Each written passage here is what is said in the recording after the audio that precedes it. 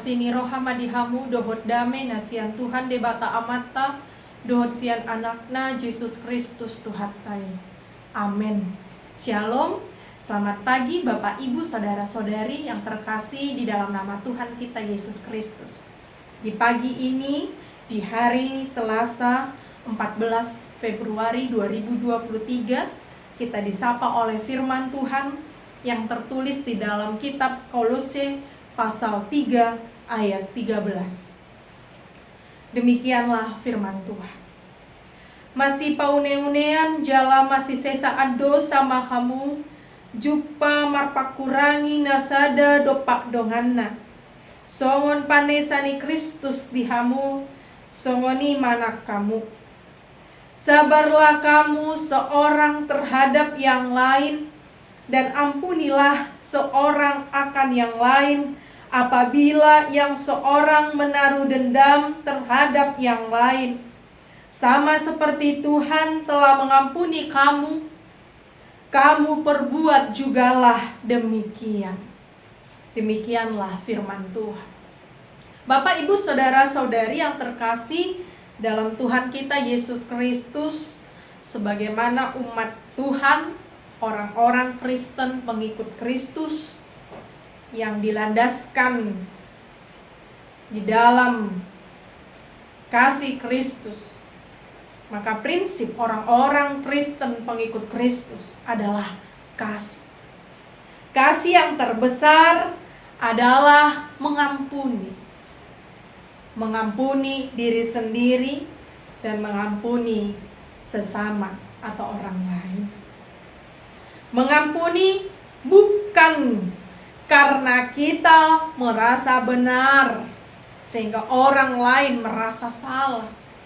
Tetapi ketika kita terpanggil untuk mengampuni, kita kembali kepada dasar ajaran Yesus yang mengajarkan tentang kasih yang rela mengampuni dosa kita.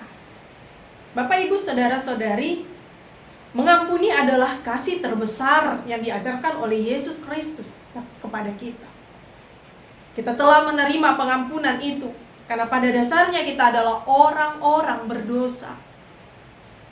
Kita tidak memiliki kekuatan, kuasa untuk melepaskan kita dari dosa dan kejahatan yang telah diwariskan di dalam diri kita. Itu sebabnya Yesus Kristus rela mati di kayu salib untuk memberikan pengampunan akan dosa-dosa kita, sehingga kita dinyatakan sebagai orang-orang yang diampuni, yang menerima keselamatan itu. Lalu firman-Nya di pagi ini mengajarkan kepada kita, mengajak kita untuk selalu berbuat yang baik terhadap orang lain. Yang pertama diajarkan sabarlah. Ini adalah kata perintah, sabarlah. Yang artinya kita pun harus memiliki kesabaran terhadap orang lain dengan situasi itu menyenangkan kita atau tidak. Seseorang itu datang kepada kita memberikan dampak yang baik atau tidak. Kalau yang baik mungkin kita bisa senang. Kalau yang tidak baik, sabarlah. Lalu datang firman-Nya, ampunilah seorang akan yang lain. Apabila seorang menaruh dendam terhadap yang lain, ampunilah.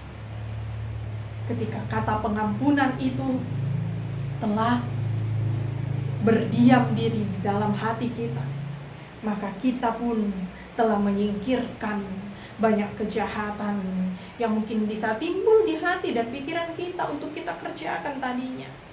Tetapi ketika firman-Nya meneguhkan kita, ampunilah, karena Yesus Kristus telah terlebih dahulu mengampunimu, telah mengampuni kita terlebih dahulu. Maka janganlah berbuat dendam terhadap yang lain.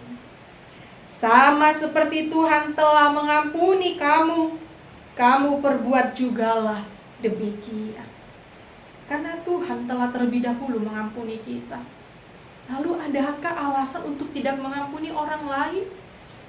Adakah alasan untuk menaruh dendam terhadap yang lain? Tidak ada alasan untuk kita menaruh dendam terhadap yang lain. Tidak ada alasan untuk kita tidak mengampuni akan yang lain. Karena hidup kita pun sepenuhnya adalah buah dari pengampunan di dalam diri Tuhan kita, Yesus Kristus. Untuk itu Bapak Ibu, saudara-saudari, di pagi ini kita diteguhkan melalui perenungan ini. Apabila ada di antara kita yang saat ini tengah menaruh dendam terhadap yang lain, mungkin di waktu yang lampau, ketika mulut kita berkata, saya tidak membenci dia, tetapi saya tidak mau berjumpa dengan dia. Jangan-jangan di dalam hati kita, di lubuk hati kita yang paling dalam, itu adalah benih dari dendam. Itu bukan kasih. Tetapi kasih itu akan merombak dari rasa sakit hati, rasa luka di masa lampau dengan kasih pengampunan yang dari Tuhan kita. Sehingga kita pun dibebaskan dan diselamatkan dari rasa sakit. Yang tadinya kita merasa kita sakit hati, jangan-jangan nanti kita bisa jadi sakit hati, leper, dan lain sebagainya. Sakit pikiran yang membuat kita terganggu di dalam istirahat tidur, ataupun di dalam proses kehidupan kita, karena hati dan pikiran kita tadi menaruh dendam terhadap yang lain.